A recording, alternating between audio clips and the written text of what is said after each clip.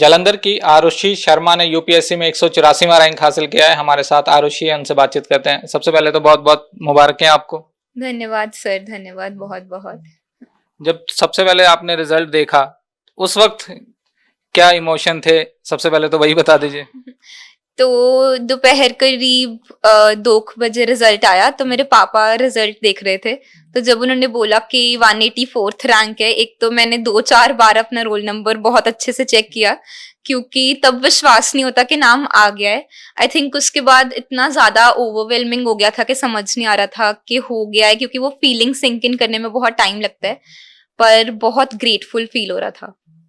तो अपनी स्कूलिंग के बारे में बताइए, कहाँ से आपकी स्कूलिंग हुई, कॉलेज कहाँ से किया आपने?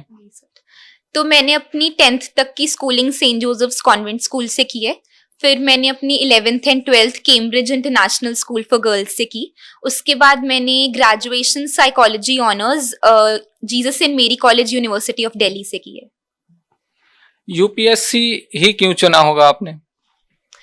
तो सर, ओवर द इयर्स तो काफी कारण जुड़ते गए, पर I think the first and foremost reason was something which I chose in class 10th। तो क्लास 10th में मैं अपने स्कूल की सोशल सर्विसेज इंचार्ज थी, एंड उसके तहत मैं काफी एनजीओज के साथ तब जुड़ी हुई थी, जैसे कि काफी children's NGO, geriatric NGOs, Red Cross Society, और काफी जगह जाना हुआ। तो उससे आई फेल्ट कि a lot can be done for the society. सिर्फ एनजीओ से, प्राइवेट सेक्टर या कोई भी कर सकता है एज सच। तो but if you are a civil servant, if you are into the services, I think this not a better opportunity to serve the people, to serve Indians for sure. So I think उस time पे मुझे लगा कि this will be the best career option for me, and then I stuck to it.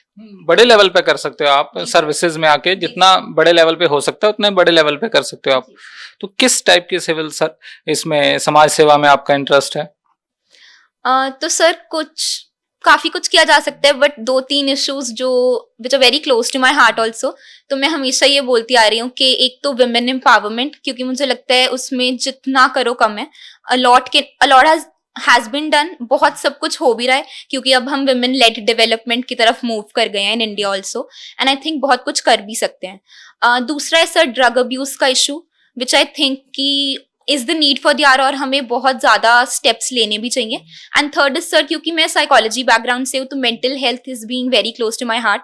तो suicide prevention, क्योंकि काफी rates बढ़ गए हैं सुसाइड के ऑल अक्रॉस द पॉपुलेशन, तो उसमें भी काफी काम किया जा सकता है। बिल्कुल, इंडिया का सबसे मुश्किल एग्जाम है ये, तो आपने क्रैक कर लिया इसे। तो ये मतलब इतना इजी तो क्या कहेंगे, पर ये बहुत सारे लोगों के सपोर्ट से ही हो सकता है। तो जैसे अगर मैं कहूँ कि स्कूल ने आपको क्या सिखाया, कैसे सिखाया, जो कुछ पॉइंट्स में अगर आप बताना चाहे स्कूल की वैल्यू, फिर उसके बाद हम पेरेंट्स पर आएंगे।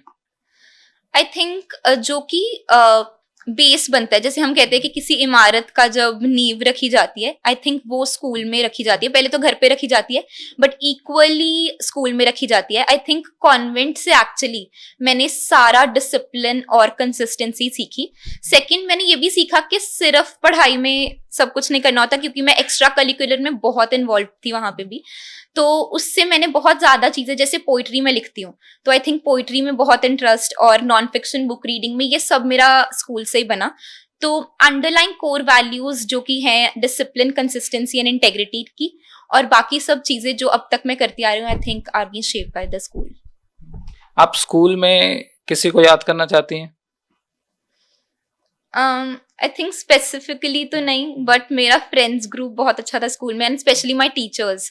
तो उन्होंने बहुत सपोर्ट किया, till now they are supporting, they remember me very fondly. तो आई थिंक उनका जो सपोर्ट थ्रू आउट रहा है वो बहुत कमेंडेबल है। बिल्कुल।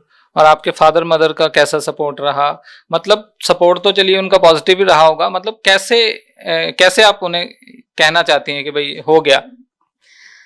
आई थिंक मैं काफी बार अब ये बोल चुकी हूँ, और फिर से बोलना चाहूंगी कि instead of congratulating me, please congratulate my parents, they deserve this more than anyone else. हमारा सैक्रिफाइस तो इतना ही होता है कि चलो सोशल मीडिया क्विट कर दिया, टोटल तुमने पढ़ाई पर ध्यान दे लिया, but the back end heroes of this journey are my parents, my mom and dad. उन्होंने जितने सैक्रिफाइसेस किए होंगे throughout the journey, be it कि मुझे हर समय क्या खाना है, क्या पीना है, बीमार हो रही हूँ तो कैसे होगा, तो कुछ काम नहीं करना पड़ा कभी भी। तो आई थिंक वो पूरा, और जो मॉरल सपोर्ट होता है एक्चुअली, क्योंकि मैंने घर से प्रेपरेशन की है, तो जो moral support actually every day that they used to give is, I don't know, I can not explain in words. अभी सोशल मीडिया पे यूपीएससी के इतने वीडियो, इतनी मूवीज भी आ गई, तो इतना क्रेज है उसका। तो अब इंटरव्यू के बारे में कुछ बताइए, इंटरव्यू कैसा रहा, क्या पूछा गया आपसे? आई थिंक वही के काफी सारे मिथ्स भी डेवलप हो जाते हैं एक्चुअली, जो यूट्यूब और वीडियोस चलती हैं, बट एक्चुअल इंटरव्यू एक्चुअली में एक इंटरव्यू नहीं, पर्सनालिटी टेस्ट ही होता है। The both are very cordial and they are actually not looking into what you have, you know, the bookish knowledge और ये सब। वो एक्चुअली में तुम्हें सिर्फ जानना चाहते हो the person you are, like the Aarushi you are, and not कि कौन सी बुक पढ़ के आए हो, तुमने क्या देखा, क्या सुना। पर जो भी तुम्हारे अंदर की नींव है, तुम्हारी वैल्यूज, द कोर वैल्यूज जो एक सिविल सर्वेंट की भी होती है, honesty, integrity, service mindedness, and I think all these values are pretty much well tested within the personality test. तो बहुत अच्छा रहता है और वो होल हार्टेडली तुम्हें सपोर्ट करते हैं थ्रू आउट द इंटरव्यू। बिल्कुल। जो अभी सोच रहे होंगे यूपीएससी करने के लिए, उन्हें आप क्या कहना चाहेंगी? कुछ 2-3 पॉइंट्स। आई थिंक मैं क्योंकि मैंने खुद के लिए भी यही मंत्र अपनाया था, and I want to share this only, कि there are a lot of strategies which will be there in the market। ये कोचिंग इंडस्ट्री में भी होता है, किसी टॉपर ने कभी कुछ किया तो सब लोग सोचते हैं कि अच्छा यही चलता होगा, यही वर्क करेगा, but I think you need to actually recognise कि आपके स्ट्रेंथ्स क्या है, आपकी वीकनेसेस क्या है, और उसके हिसाब से अपनी स्ट्रैटेजी बनाइए। तो जैसे मुझे नोट्स बनाना नहीं पसंद, तो मैंने नोट्स नहीं बनाए क्योंकि मुझसे नहीं बनते थे, बट मैंने हर बुक को 15-15, 20-20 बार रिवाइज किया, क्योंकि वो मेरा स्ट्रेंथ था, मुझे रिवाइज करने से ही चीजें आती हैं। तो I think you need to recognize what your strengths are, believe in yourself. I remember APJ Abdul Kalam saying कि dream as big as you can and give your 100% more than that to actually fulfil those dreams, and सब कुछ हो सकता है if you believe that it can happen. Arushi के father mother भी हमारे साथ हैं और उनके दादी भी हैं, उनसे बातचीत करते हैं।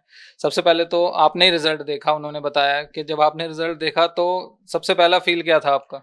Actually, when I saw the result, it was a proud moment for me that my daughter has cleared this the toughest exam of India.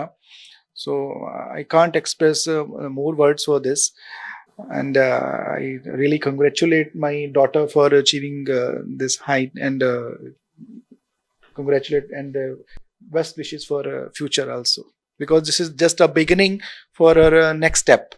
This is she has completed the studies now. Now she will enter into some different scenario, different environment now. But anyway, she will learn and then she will serve the society and all these things. आपको क्या लगा जब पता लगा कि result crack हो गया? India का सबसे मुश्किल पेपर क्रैक कर दिया आपकी बेटी ने।